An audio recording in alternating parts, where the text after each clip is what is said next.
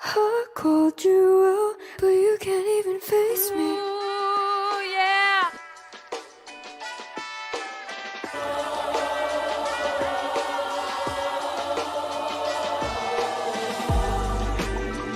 Welcome to another episode of Vantage Point with Pastor Henry, Deep Dive. I am John King. And I am Zoe Juan Pedro. Glad to have you with us today. All right, so we're back for another deep dive, and today we're going to be cracking open a new book called Exposure is Coming, and we're going to be looking specifically at chapter 1, right, which is all about this whole concept of exposure within the church. And let me tell you, this author does not hold back. So right out of the gate, we're hit with this line. The cry for justice has always echoed through the corridors of history. Wow. And within the church, it is no different. Talk about setting the stage. Yeah, it definitely grabs your attention right away. It makes you think, like, is anything truly hidden anymore? Yeah. Especially within a community that really values truth. Exactly. And, you know, even though this book focuses on the church, I found myself connecting with these ideas on a much broader level. You know, it's like whether it's in our personal lives, our workplaces, or society as a whole, hidden truths have a way of coming to light. It's true. But before we get ahead of ourselves, let's break down how the book defines exposure. Sure, yeah. What are we even talking about here? Yeah, so the book defines exposure as this unraveling of hidden truths. Okay. It's not just like a one-time reveal, though. It's a process, and often a very painful one. I can imagine. We see this play out like in the downfall of ministries and leaders, people who were once held in such high esteem as their secrets are brought to light. There's this vivid image that also uses like ministries crumbling under the weight of these revelations. Makes you think, how can something seemingly so strong be so easily shattered? Right. But what really struck me was this personal anecdote shared in the chapter about someone whose whole world was turned upside down when the truth about their ministry's leadership came out. Right. That story really highlights the human cost of exposure. It does. This person talks about the confusion, the feeling of betrayal. Yeah. Like the rug was pulled out from under them. Yeah. And it makes you realize these aren't just abstract concepts. Right. These are real people deeply impacted by this process. Yeah, and it raises the question, like, why would God allow this kind of pain? Yeah. If he loves his church, wouldn't he protect it from this hurt? It's a good question. Thankfully, the book delves into that, Okay. suggesting that God allows exposure as an act of love and protection for his church. Okay, so that's where the theological side gets really interesting. Right. The author emphasizes God's holiness and justice, arguing that he can't allow sin to just fester, especially within his own house. That makes sense. It's like a surgeon removing a tumor. It's painful, but it's absolutely necessary for healing. That's a powerful analogy. It's not about punishment, but about cleansing and ultimately restoration. Exactly. The book even draws parallels to stories in the Bible, like Adam and Eve, David and Bathsheba, instances where sin was exposed, followed by repentance, eventually redemption. Yeah, it's this recurring pattern Yes. that reminds us exposure isn't the end. It's a turning point. Yeah. It's an opportunity to confront what's been hidden Yeah. and choose a different path. Yeah. I think what a lot of people struggle with is this idea of God's timing, though. It's true. Why does exposure often feel delayed? Yeah. Why allow wrongdoing to continue for years before it's brought to light? The question a lot of people wrestle with. Oh, I've definitely wrestled with that myself. Yeah. Like, if God is just, why doesn't he act sooner? Yeah. Why does it seem like some things stay hidden for so long? It can be hard to understand. Yeah. And the book really tackles that question head on. Okay. The author acknowledges that God's timing can be tough to grasp, but they suggest that God's delay might actually serve multiple purposes. I'm curious to hear more about that. Yeah. What kind of purposes could there be for this delay? Well, one point the author makes is that God's patience allows for repentance. Every day that sin remains hidden is another day for someone to turn back to God, Yeah. to acknowledge their wrongdoing and seek forgiveness. So even while things may look bleak on the surface, God is still working behind the scenes, offering a chance for change. Exactly. It makes you think about those situations where we've prayed for justice, Yeah. for things to be made right. Yeah. But it felt like nothing was happening. Maybe God was giving space for those involved to make things right. Absolutely. And the author also raises this thought-provoking idea Okay. that God's delay can be a test for those waiting for justice. Think about a time when you were waiting for something important Yeah. and it felt like it was taking forever. Mm-hmm. That waiting period, it can refine our faith. Oh, yeah. It can teach us patience, Yeah. and it strengthens our trust in God's timing. That really resonates with me. Yeah. I think we all have those experiences where we question why things are taking so long. But what if we looked at those times as opportunities to grow in our faith? Absolutely. To learn to trust that God sees the whole picture, Right. even when we don't. And that leads us to one of the harder truths the book explores. Okay. This idea that exposure isn't scaled, Okay. meaning it doesn't always expose what we might consider the worst sins first. It's not a tit-for-tat system Right. where the most egregious wrongdoing is always the first to be revealed. This idea of exposure isn't scaled is kind of a game changer. Yeah. It challenges us to consider that maybe our human sense of justice doesn't always align with God's. Right. Maybe there are deeper reasons behind what gets exposed and when, Yeah. reasons that we may not fully comprehend. To your point. This leads us to a section in the book that can be pretty unsettling. Okay. The author lays out 3 hard truths about exposure. These truths are likely to make us uncomfortable, Okay. but they are essential to understanding the bigger picture. Absolutely. So let's dive into these truths. Okay. Starting with the first one, which is that exposure. It begins with God's people. Ooh. This one might sting a bit, but the author reminds us that God's judgment often starts within his own house. That's a tough one to swallow. Yeah. I can see how that could make people defensive. Right. Why would God start with those who are supposed to be closest to him? It's like the author saying God holds his followers to a higher standard Okay. because they represent him to the world. Mm-hmm. Think about it. If we're claiming to be people of faith, Yeah. shouldn't our actions reflect that? Right. And when they don't, it makes sense that there would be consequences Yeah. starting within the community itself. It's like a parent disciplining their own child Yeah, before addressing a stranger's misbehavior. that's a good way to put it. It's not about being harsher on your own, but about prioritizing the well-being and growth of those closest to you. Exactly. It's about purification, not punishment. Okay. It's about God saying, I love you enough to hold you accountable. To refine you so that you can truly reflect my character. That makes a lot of sense. Yeah. It's not about shame or condemnation, Right. but about recognizing that God desires our growth and transformation. Absolutely. And that sometimes involves confronting uncomfortable truths Yeah. within our own communities. Absolutely. And that leads us to the second hard truth about exposure. Okay. It's costly. It's not a clean or painless process. Right. It can bring heartbreak, division, and a deep sense of betrayal. I can imagine, have you ever experienced a situation Right. where exposure within a community or organization that you were part of led to those kinds of feelings? I think we've all seen it happen, Yeah. whether in our own lives or, in the news. Yeah. When trust is broken, it can be incredibly painful to navigate that fallout. Right. The author acknowledges that some people even walk away from their faith entirely because of what they've witnessed during a season of exposure. That's heartbreaking, but I can understand why it happens. Right. When the very foundation of your beliefs is shaken, Yeah, it can be incredibly difficult to rebuild. it's true. It's like, what do you hold on to when the things you thought were solid turn out to be flawed? Yeah, it's a process of grief and disillusionment. Yeah. But even in the midst of that pain, the book emphasizes that Don't go anywhere. Vantage Point Deep Dive will be right back. Yearns for more of you, so I am running to you. Yes, I am chasing after you. My God, from a vantage point. My God, I'm a pit come closer to me, my child. I want you near me. You're my heartbeat. There's a hunger in me that yearns for more of you, so I am running to you. Yes, I am chasing after you. My God, You are listening to Vantage Point with Pastor Henry my Deep Dive. God, from a vantage point. My God, from a vantage point. Out now, new book by Pastor Henry titled, Exposure is Coming. Get your copy at Amazon.com or www.booksbypastorhenry.com. My God,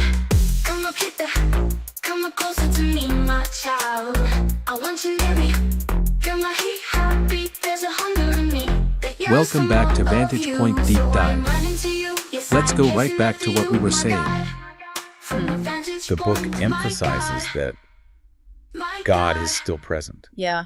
He's walking with us through the wreckage, offering healing to the brokenhearted, comfort to those who are wounded. I love that. Yeah. It's a reminder that even when things feel messy and chaotic, God's grace is still available. He doesn't abandon us in our pain, but walks with us through it. Right. Offering hope and restoration. Yeah, but it's not a passive process, is it? Right. We have a role to play in this too, right? Absolutely. Which leads us to the third, and I think most hopeful hard truth exposure, is never the end of the story. Tell me more about that. So the author really drives home this point, that exposure is ultimately about redemption. Yes, there's judgment, there are consequences, but there's also grace. Yeah. There's a call to repentance, a chance to turn back to God, Right. to acknowledge our shortcomings and begin again. So exposure is like a wake-up call. Yeah. A catalyst for change. Yeah. Both individually and collectively. Exactly. It's about what happens next. Right. Do individuals and communities choose to learn from the exposure?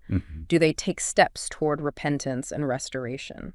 A good question. That's where the true transformation lies. Absolutely. It's not about dwelling in the mess, Yeah. but about using it as an opportunity to rebuild something stronger, something more authentic. This reminds me of the Japanese art of kintsugi, where broken pottery is repaired with gold, making the cracks part of the object's beauty. Wow. It's like exposure reveals the cracks, the broken. But instead of discarding what's broken, we can choose to repair it, to make something beautiful out of the pieces.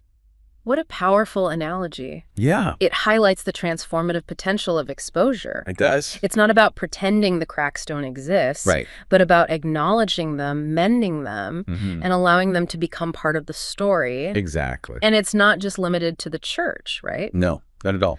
This idea of exposure leading to redemption can apply to any area of life. Right. Think about all the scandals we've seen in recent years in politics, entertainment business. Sure, you're right. It feels like we're living in an age of unprecedented transparency. Yeah, it does. With social media and the 24/7 news cycle, Right. it's almost impossible to keep things hidden for long. It can be overwhelming. It can be, but what if instead of fearing exposure, we embraced it as an opportunity for growth and purification? I like that.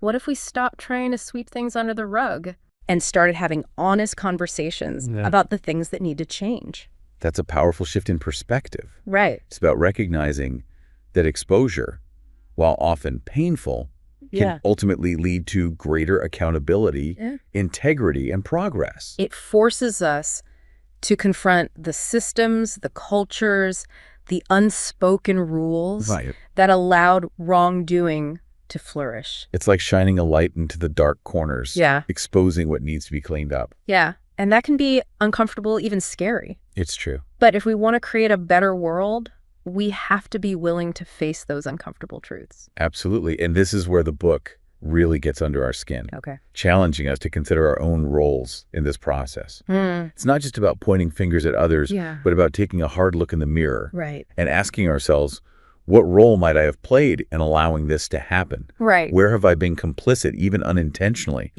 Those can be tough questions to wrestle with. They are. But they're crucial for personal growth. It's about personal responsibility. About creating space for truth to flourish in our own lives.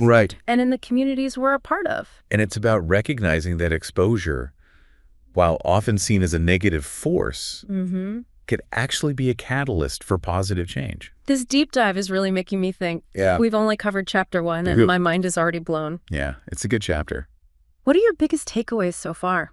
For me, it's this idea that exposure isn't something to be feared, but something to be prepared for. We need to cultivate a culture of transparency and accountability in our own lives. So that when exposure comes, and it inevitably will, we can face it with courage and grace. That's such a powerful point. Yeah. It's not about living in fear of being exposed, Right. but about living in such a way that we have nothing to hide. I love that. It's about being proactive and pursuing truth and integrity, both in our personal lives and in the systems we're a part of. Absolutely. And it's about recognizing that while exposure can be painful and messy, Yeah. it can ultimately lead to greater healing, wholeness, and growth. It's true. It's a reminder that God can use even the most difficult experiences for good, Right. for His glory, and for our ultimate benefit. It's a good reminder. I think we've covered a lot of ground here. Yeah, we have. What can listeners look forward to Okay. as we continue our deep dive Yeah. into the next chapter of Exposure is Coming? So in the next chapter, the author delves deeper into the practical implications of exposure. Okay.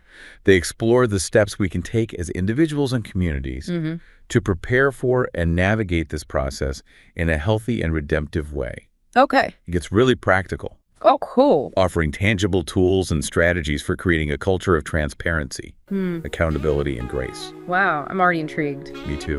Listeners, be sure to join us for the next part on our deep dive. Don't go anywhere. Vantage Point Deep Dive will be When right you back. hunger, you are blessed. When you want Him, He will bless you. As the deer pants, and as the deer longs, we're yearning for you. We are longing for you, Lord. So we dive deeper, deep dive in Vantage Point. You are listening to Vantage Point with Pastor Henry.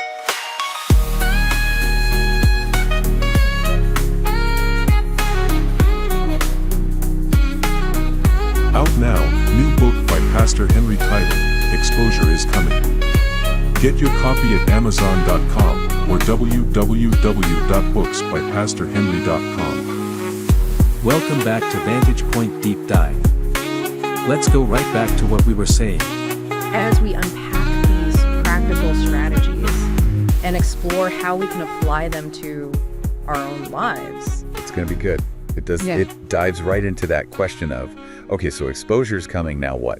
How do we actually prepare for this? Yeah, that's what I was thinking too. Yeah. Like, the author offers some really practical strategies for individuals and communities to create a culture of transparency and accountability. Yeah. So when exposure does happen, it's less of a shock and more of an opportunity for growth. Right. And one of the things that the author emphasizes Okay. is the importance of individual responsibility. Yeah, It's so easy to get caught up in pointing fingers when things go wrong, right.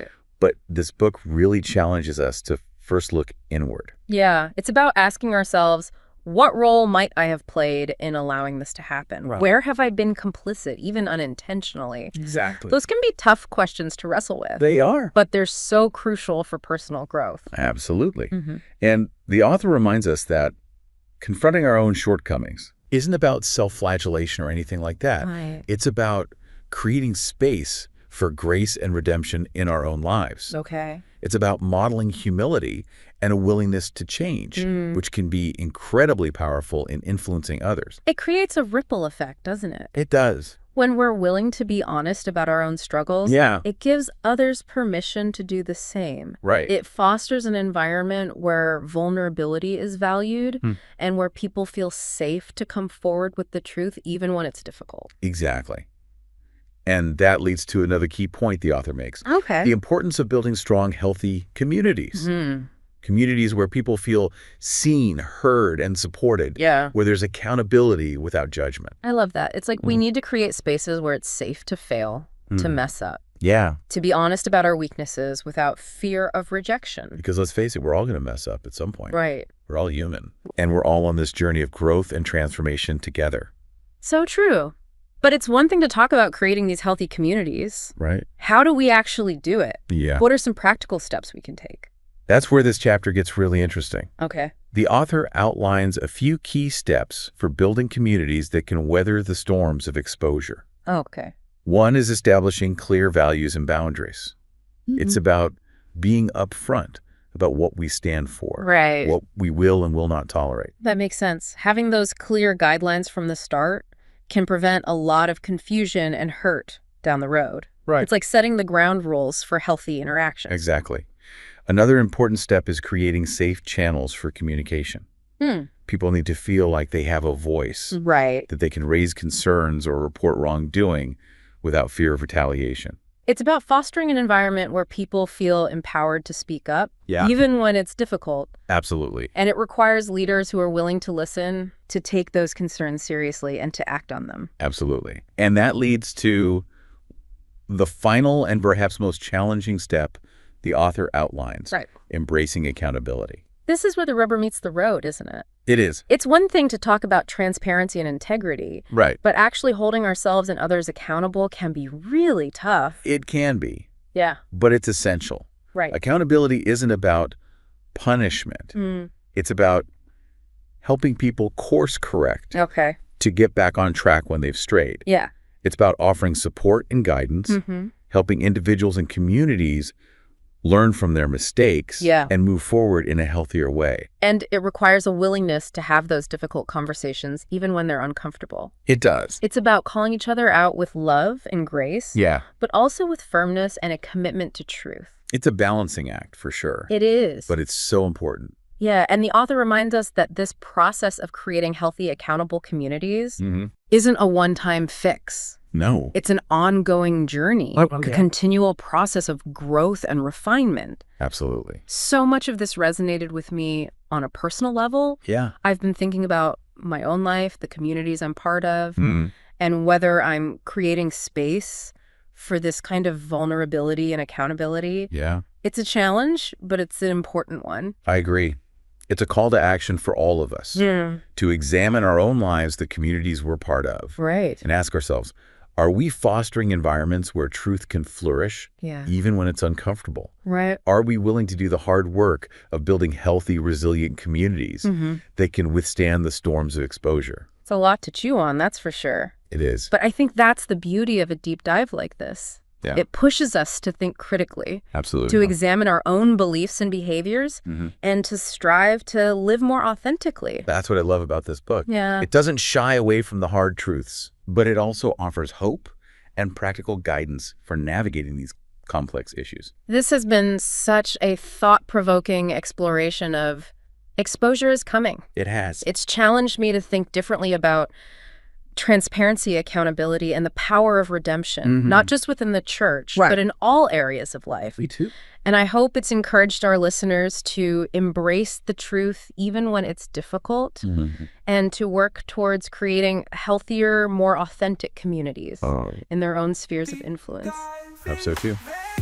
Thanks for joining us on this deep dive. Yeah, thanks for having me. Remember, exposure is coming, It is.